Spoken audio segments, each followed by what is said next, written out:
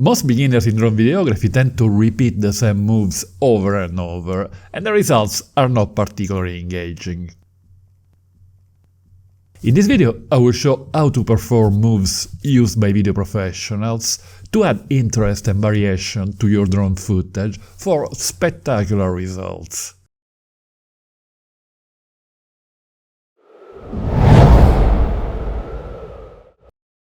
The most important setting for cinematic moves with any drone are the aircraft lateral panning and the gimbal tilt.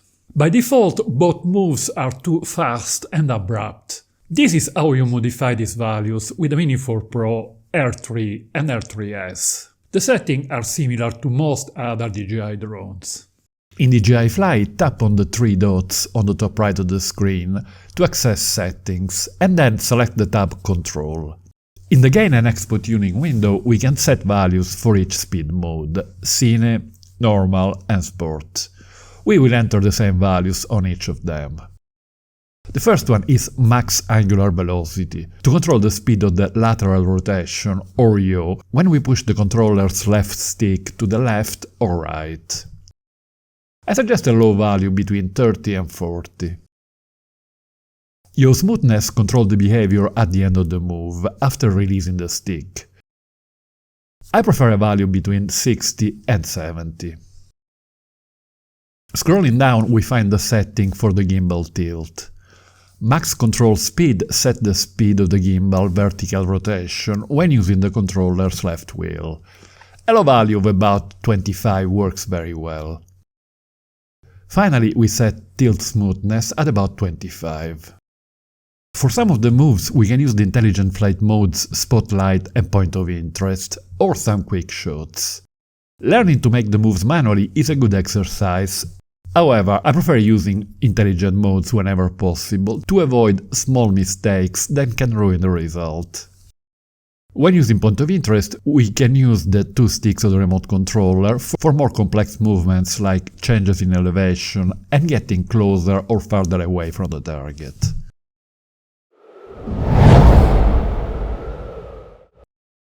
In many cases, a movie starts with a push-in view into a scene to establish the location and let the viewer feel the place. It can be a simple move forward or combined with a change of elevation, or a more complex move panning while advancing with an elevation change.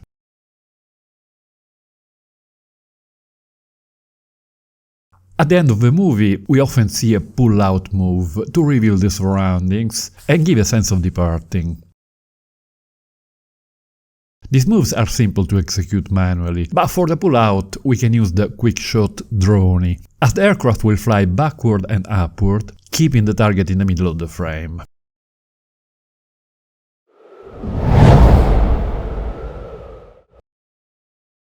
Bird's eye view can only be made with drones, and often surprise the viewer with unexpected perspectives of familiar scenes. This shot of a volcanic fumarole in Iceland looks like an abstract painting. This vineyard could be mistaken for a cashmere blanket.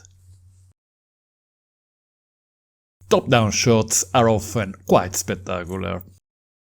It is also possible to add interest by rotating the camera and changing the elevation. In this one I use Point of Interest and the two sticks to combine the corkscrew and the crane effect.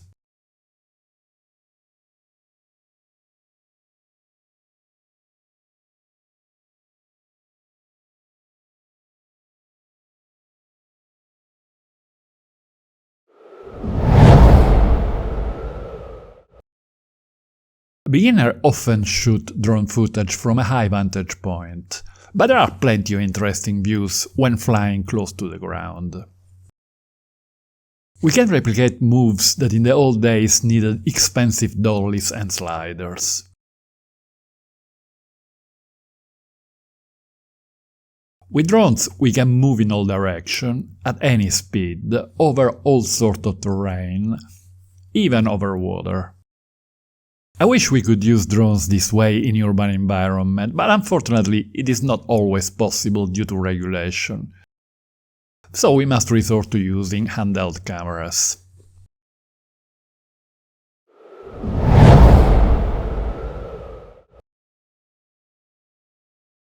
With Spotlight mode, the target remains in the same position in the frame while flying in any direction. In other words, the camera is disconnected from the direction of flight. A typical way to use Spotlight is to fly parallel or diagonally to the target, thus revealing the background with an interesting parallax effect.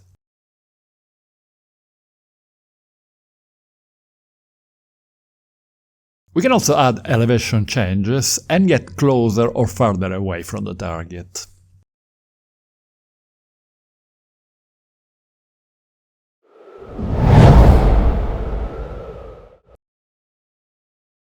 Here the aircraft moves backward and suddenly the main subject enters the scene.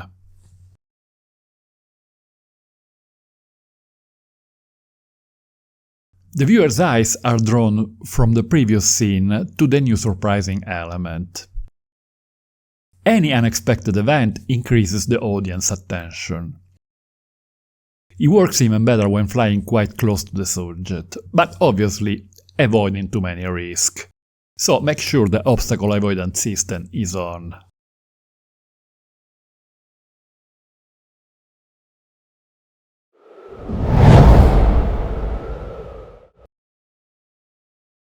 Another way to surprise the viewer is to slowly reveal a scene by ascending.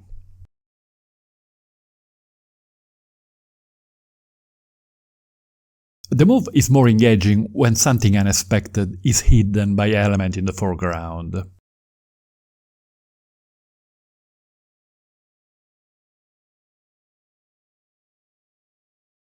Looks for strong geometric shapes to draw the viewer's eye.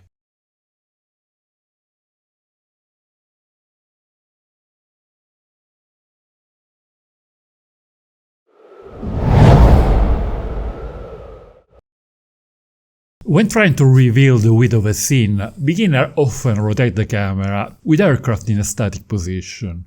This simple panning move is very boring. Much better results are obtained by combining several moves. To reveal the width of this fjord in Iceland, I'm moving diagonally backward by pushing the right stick to 5 o'clock, while slowly panning with the left stick to the right. Here I'm advancing while rising in altitude and slowly turning to the right to follow the river. Having an element in the foreground to reveal a main one in the background adds interest with a parallax effect. It is also very effective to use geometrical lines to lead the eyes of the viewer.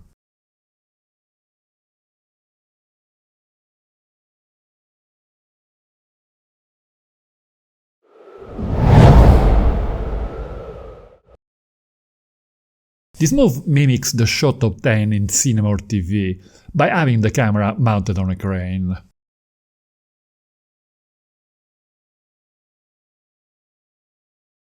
We can make similar moves on a much bigger scale when using a drone.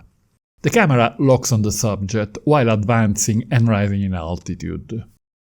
Or we can do a reverse crane, moving backward and descending. In this case, we can often reveal an interesting background. It is not an easy move to perform manually, so it is better to use the intelligent flight mode Spotlight to maintain the camera locked on the subject.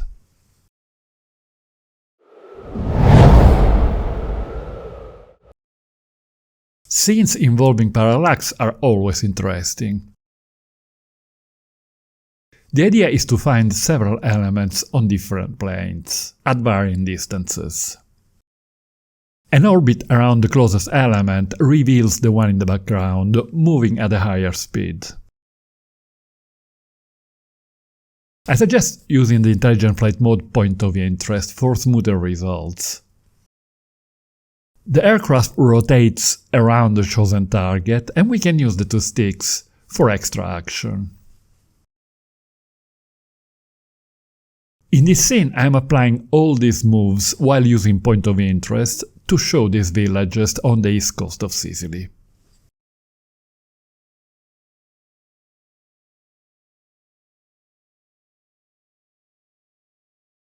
Click on this link to watch my video about Spotlight mode. And don't forget to hit the like button if you found this video interesting. Thank you.